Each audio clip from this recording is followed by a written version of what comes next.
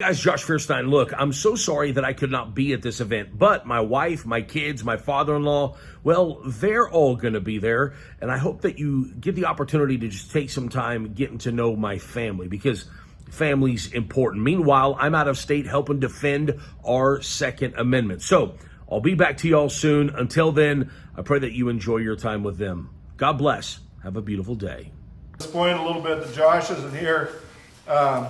I can't really speak to the politics of Kaufman County, but politics are politics whether you live where I live or whether you live where you live. And so I do know that it is good to have representation from both sides.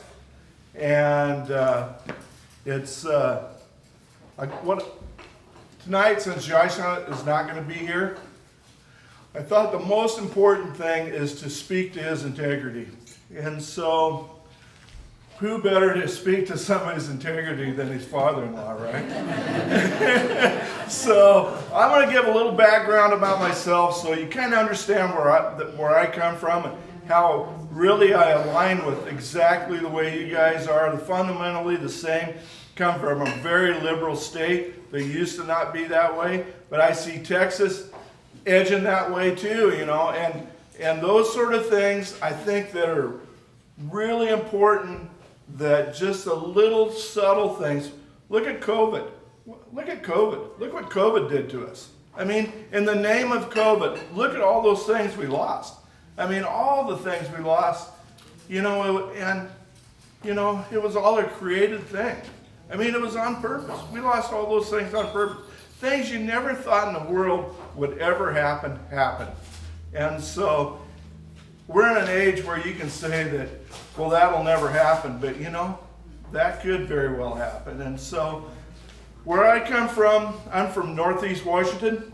When you think about Washington, you think about Seattle. Seattle and Tacoma are half the population, 3 counties are half the population of Washington. When people think of Washington, they think extreme liberal. Half of Washington, eastern Washington, on the other side of the Cascades, is extremely conservative. But since we only have half the state or less for population, then our structure, we've had 30 years of extremely liberal governors. And now we've lost the House and the Senate for the last 4 years, and we have the most terrible laws. We have a carbon tax law. And so Governor Inslee said it was going to cost each person cents on the dollar. He was correct, 50 cents on the dollar. 1 year, it raised over $1 billion. And that money wasn't earmarked to go anywhere. That went into the general fund. And so, those kind of legislations, they get shoved down your throat. They make a huge difference. On trucking, everything that you have is connected to fuel prices.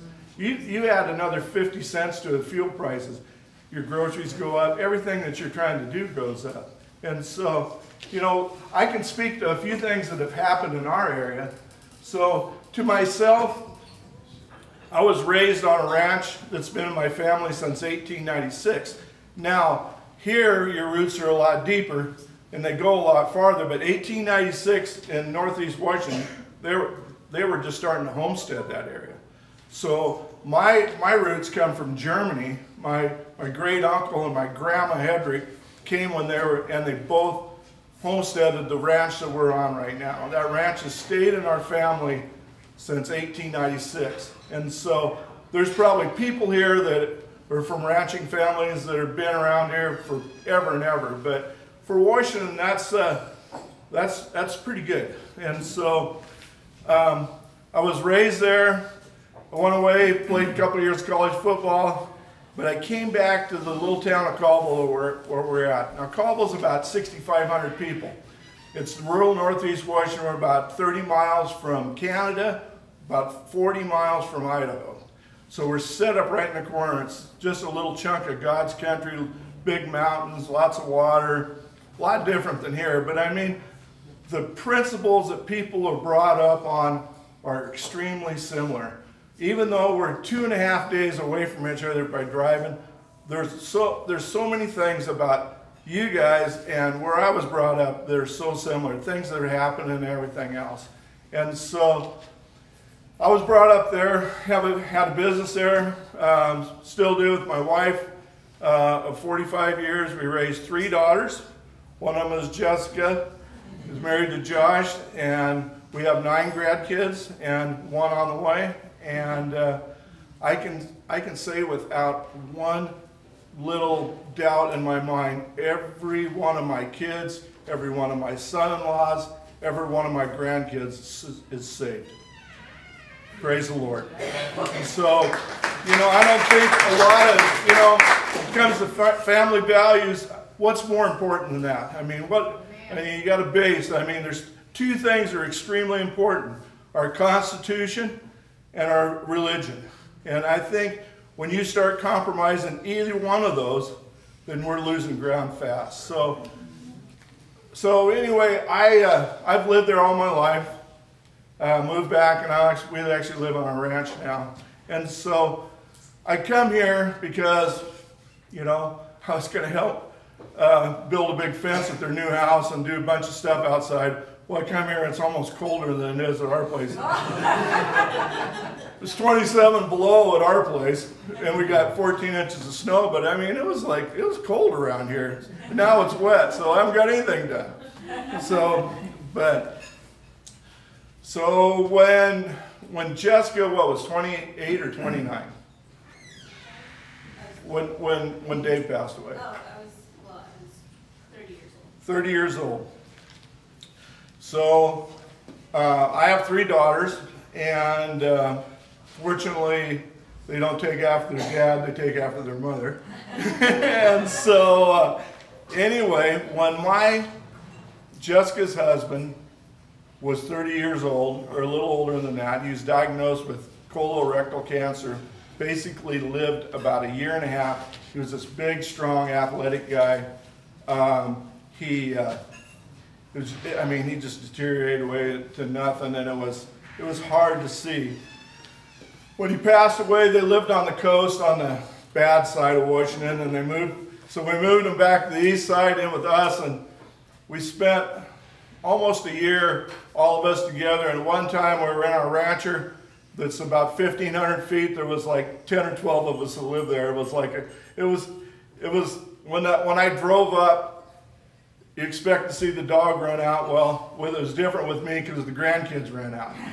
And so, those are some of the best memories of my life. So we spent about a year trying to get Jessica, and at that time she had the 4 older ones.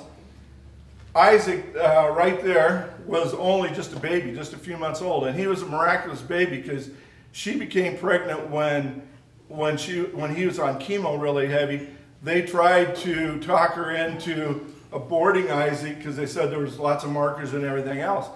Isaac was born perfect, so praise the Lord on that. And so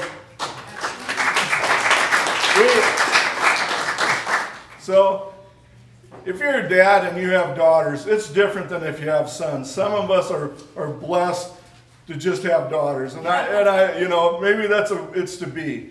But when they go through a struggle like Jessica did, losing her husband, I got 4 little grandkids. Well, we just got Jessica moved into a house, and I looked down on the street and she's on the phone with somebody. Well, her father just didn't fall right off the pumpkin truck, And so I go, so who do I ask? I asked my oldest granddaughter, Ari, who's about 6. I go, who's your mom talking to? She goes, well, she's talking to Josh. And I'm thinking, crap. We just got everything done here. We got everything, and that was like a year or 1.5 years after David passed away. And so, if any of you, I'm sure you guys have, if you look at his videos back then, how he had like 2.5 million followers on Facebook and whatever it was. I'm not real good at that. I don't even have internet at our ranch. And so I'm happy to say I don't have that. So anyway, I went and watched a couple of his videos, and I'm thinking, holy mackerel, this guy wants to go out with my daughter. I'm thinking, I couldn't get past his face in the phone at this far away screaming. I'm thinking, man, this guy's got some serious friggin' issues. And so, and I thought, wow, okay. So he comes up and he wants to meet me and talk to me. So he's going to be up for 10 days. Well, my wife and I had a landscape business and a nursery flow greenhouse. I did everything I could possibly do to not meet him until about the 9th day. So finally on the 9th day, we meet, and, I said some really, Josh is a big guy. Josh is a big guy. So, I am just in the big, like the mother bear, grizzly bear mode, trying to protect her cubs and her little ones, and so, I said some rough things. Like I told Josh, I said, you just don't fit the mold what Jessica's old boyfriends and her husband said. They're usually very athletic and good looking, and you know those. And so I was like, and I regret saying that because it was mean to say that. But I mean, I was just in that mode of trying to protect my daughter. We just went through like a ton. I have 4 beautiful grandkids that I'm thinking of. I got a beautiful daughter. I'm not the chances of somebody that's never been married or anything like that, finding somebody to take on 4 kids and not have a trophy wife, that the odds of that are about impossible. So when I had him right out in the courtyard of the greenhouse, and I made him put his hand on the Bible and swear if he could not take care of my grandkids and provide and be a good husband and provide for them, then you better just walk right now. And to my benefit, to his credit, he didn't walk. And he said, and so we were pretty rocky for a while.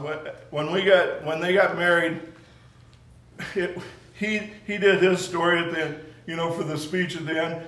I did the rebuttal. He did another one. I did the rebuttal after that because everybody's thinking, man, his father-in-law's an ogre, And so anyway, our relationship has developed over the years.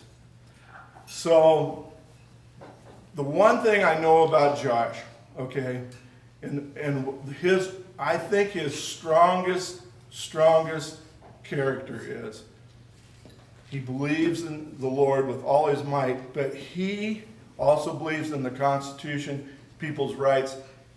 He doesn't believe in compromise. When we were, the other day, a lady asked, I think it may have been you in the back there, or somebody asked the question, well, what happens, Josh, when you get to the legislature and you meet all those people, you're going to have to work with them and compromise with them and everything else. No, you don't have to compromise with those people. You go there because you're going to set the example that the rest of the people want to compromise with you. And I think I know that Josh is the right man for that. I'm not politically motivated whatsoever. I'm just going on Josh's character. Josh is not going to cave to any special interest whatsoever. And he has got an excellent ear for the people of this county. And so he's given everybody opportunity to just call him on his cell phone. Because the one thing about Josh Feuerstein is, if you watch his videos, everything, if you're conservative, don't watch a lot of YouTube and anything else, you're going to be a little offended by what he says and what he does. You need to meet him, and you need to meet his family. Because when you meet him, you meet his family, you realize that the guy is the real deal. His principles are based on the rock. And I know what you guys, it's either on the sand or the rock. And so if you vote for Josh, you're voting for somebody that's going to be firm on the rock. And I can't speak to his opponent because I'm not here to speak to his opponent. And so you guys know politics better than I do. And so, but I'm here to speak to the things that are important. Family, God, and the Constitution. I think if we all stuck to that a little bit more, we probably wouldn't be in the predicament we are right now. And I know it's hard to beat an incumbent. Incumbents are hard to beat, good, bad, or indifferent. And so, you know, it does. Once you get in there, it's hard. It's hard to beat an incumbent. But I mean, sometimes if the incumbent's not what he's supposed to be, and you have somebody that's coming along that has potential to be way more than him, I think it's time for change. And so, you know, the biggest thing I think with Josh is once you meet him, you're in his camp. You know, and that's what it takes. We need to get the word out, and you need to meet him. You can't just look at a video, can't be offended all the time what he says, because he can be a little harsh. And so, you know, I think the most important thing with Josh is you really need to just see him as he is, meet with him one-on-one or in a group like this, see how his family, look at his family, you know, how they're raised, you know. There was 10 years ago, I didn't want the guy as a son-in-law. Now he is, I am very blessed. I have 3 very good son-in-laws. And he's just, they're all on the same plane, you know. From a father's standpoint, you know, who could wish any more? A good father for your grandkids and a good husband for your wife. I mean, that's a big blessing. What I would encourage you is to ask me questions. We're having us taped tonight, and then Josh can address those questions for you. Well, let's just say is, you know, what we like about Josh is the fact that he's loud and obnoxious on the videos. That's why we like him. Right. That's why we're in here having you sit here and talk for him, because we like those videos. Right. He stands and he says the truth, and he's not afraid. He is not afraid of the truth. And for me, it was always, right off the bat, it was like this screaming in the phone thing. But I mean, that was part of his trademark, and that was part of the tag that came with him, you know. And for me, you know, I'm pretty much old school like a lot of you guys here. And that was, you know, I had a hard time reading that, you know. But once you get around, you know, you read a lot better. And so, but Jessica. Those are actually called rant videos. Rant videos. They're called a rant video, and it was always about Obama, right? He was always ranting about Obama. So, But this crowd likes that. I tell you, yeah. this crowd likes that. I think what it is too is he's saying things, like back then on social media, this is 10 years ago, so it's changed a lot, but he's saying things that people have a hard time articulating themselves. So when someone else says it, it's easy to share it, because you're like, okay, that's exactly how I feel, but I'm not going to say it that same way, but I'm just going to put it out there. So that, like you said, Jason, like a lot of people do love that, because not a lot of people have the courage. And another thing I want to speak to about my husband, he really is courageous. I've never met a man, besides my dad, who is so courageous and is not afraid, like, to take on a challenge. He's a fighter. He will fight for you. Like, he is, he's just a great man. And like my dad said, you can look at our family, my kids, me, we all love him so much. He is our hero. So I'm really thankful for all of you, and yeah. Did anybody have any questions? You guys? No. And so, but somebody asked me if it's good whitetail hunting up there. I can tell you it is. So, but anybody have questions about, you know, things that they've heard about Josh and I might be at address to or anything like that?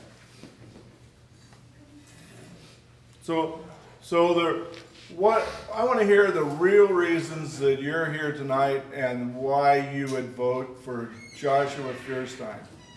A lot different than the guy who's running, I guess. So yes? Yes, he is a lot different. He's exactly what we need, because what we have is not fighting for us. He's not holding our values. He's on his own agenda. So, You can't vote one way and then say, oh, I messed up, and go try to change it. Because once you vote, that's it. And I think our little guy that he's running against, I think he's got over 100 different votes, and he has misled. But 140 the plus. general public has no idea because they're not involved. So it's our job to talk about this and inform people who's voting for what up there. So I heard that too, so I didn't realize that you could vote on the floor and then before midnight you can change your vote. Is that true? The first one holds, but Yeah, the one on the floor counts, but the logbook doesn't. Yeah, so it's like, So it's a you lot. can claim you vote Bottom one line, way. it's a lot. Huh. You know, the other thing that's odd to me about the way your representatives work, in Washington, your representative, paid representatives, they make about $60,000, $70,000. So it makes it so anybody can run, okay? You know, and so what I see here is not a very level playing field for people that want to run that can't afford to because they're still making a living. They can't do anything else. They can't really represent a lot of the grassroots of what's around here because they're raising families. They got a house payment. They got everything else. So I think it's kind of odd that Texas, of all things, even and everything else, I think that's odd in the fact that it really limits the amount of people that can run as a representative. And I would think that would be something that would need to be addressed to a certain degree. You know, I don't know the politics of here or anything else, but I know that if you're able to run as a representative here, you're either old like me, or you have a very successful business or whatever else, to be able to do that. It doesn't really truly cross over to the people that are, everybody in the county. And so I think that's a little odd for me. Chris, can I come up and ask you a question? Sure. I just want to, and it's not really a question, I just want to see if you agree with me. Okay. Okay. Josh Feuerstein will not support a speaker who will turn the legislature over to the Democrats. Do you think he'd do that? No. Okay. Josh Feuerstein will not change his vote 159 times. No, because the good thing about Josh, he is a thinker. I mean, if you ever been around him and when he's speaking, the guy is really sharp on his feet. When he makes a decision, he'll make a decision, and that is decisions, even in a short period of time, is well thought through, and he won't change that. Okay. You guys can chime in on this if you want to. Josh will not waver on giving taxpayer money to hospitals who perform transgender operations. Well, I can speak exactly to that. I mean, there's nothing in the Constitution that says that the tail wags the dog. And so I can say emphatically he would be against anything like that. Okay? The most powerful position in the legislature is the parliamentarian, the legislative parliamentarian. Okay? Would Josh support a speaker who is a Democrat and an Obama supporter? That's who Dave Phelan appointed as Speaker of the House. So who is a Republican? parliamentarian. What? Parliamentarian. Yeah, but who appoints him? Is there? The Speaker and Who's the Speaker? and Dave Phelan and Chris Keith Bell totally 100% supports Dave Phelan. So there's no way that That he would. parliamentarian is the most powerful person in there. It's interesting. Okay? And you think Josh Feuerstein would tell me that I'm just too conservative? No, I'm pretty sure that he wouldn't tell you that. Yeah. And so, Okay. All right. Thank you very much. Yeah, and I'm sure Keith Bell's looking for all these little things and chinks in his armor and stuff. And, you know, I don't see how anybody could run for office anymore where you don't have a few little cracks in your armor. But at the same time, you know, you got to look at the person. And if you're not happy with that person, and there's somebody that could really make a difference for you guys, I mean, that's the guy you got to look at.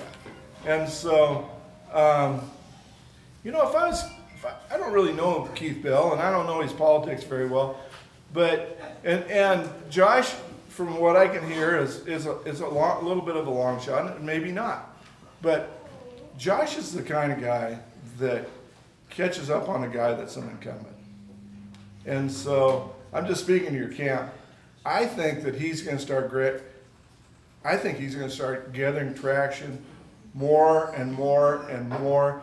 And it's it's up to you guys to get that word out, and do that, because he's not well known. Keith Bell is like me. He's raised, did everything there, had businesses, whatever else. You know, and if I ran for office where I'm at, I would probably win.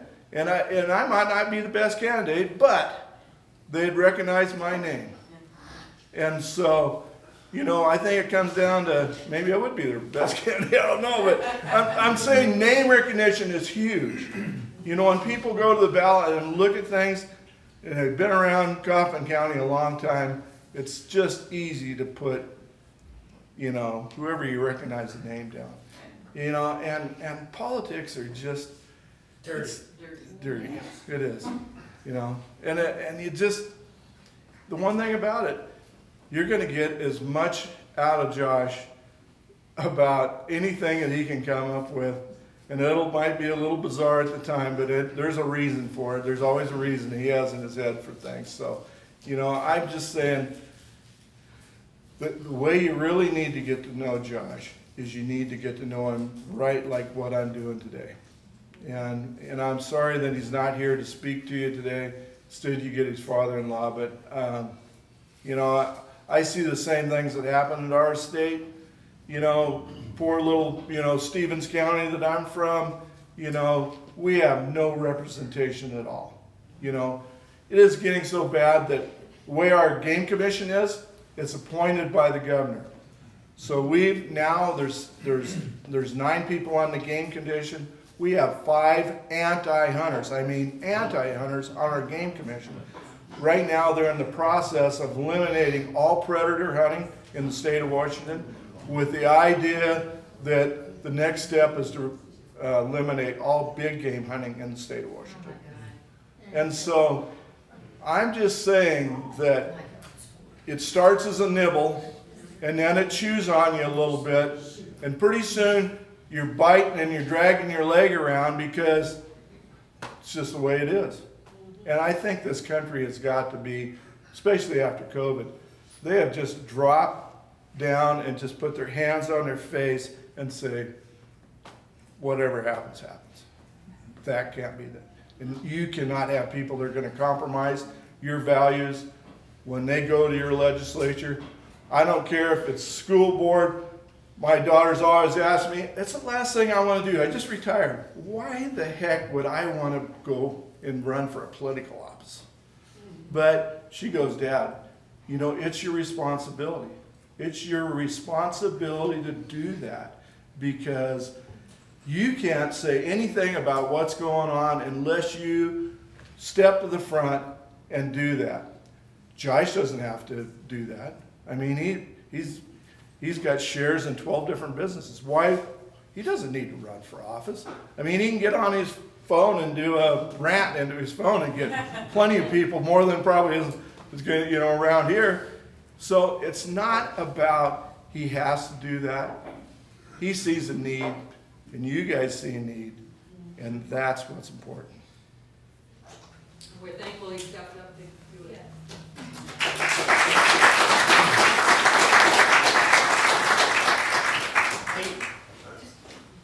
Ready? Ready. I think maybe someone was gonna speak for Valerie just a few minutes. Oh, okay. Okay.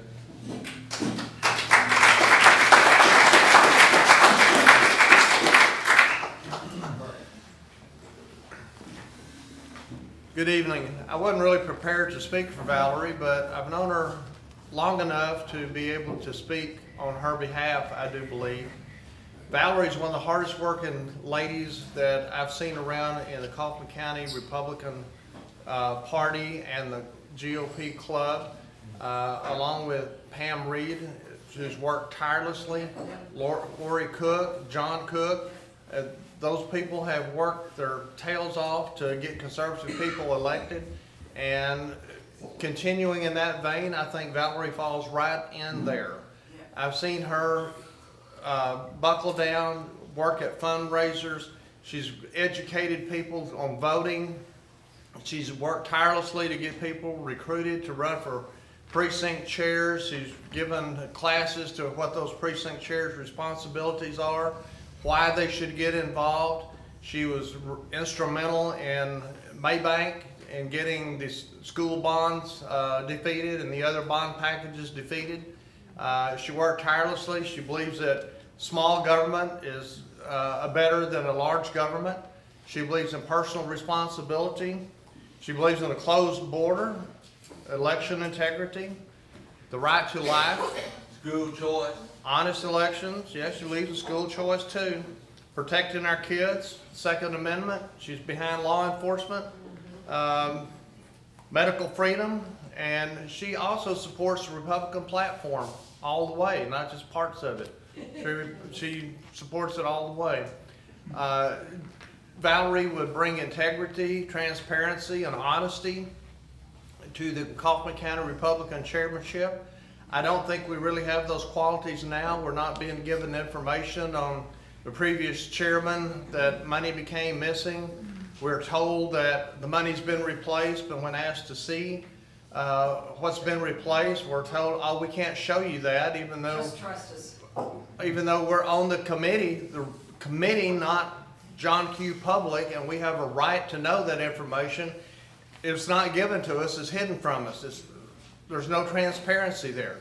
I think we all deserve that information. That belongs to the committee, not just to the chairman and the secretary and the people that she deems necessary or that she wants to inform, keeping the rest of us in the dark. I don't think that's fair. I don't think it's legal. But you know, that's what we have. A vote for Valerie would be a vote to stop that and to put somebody in power who would be transparent, honest, and have the integrity, and would try to reconcile the party.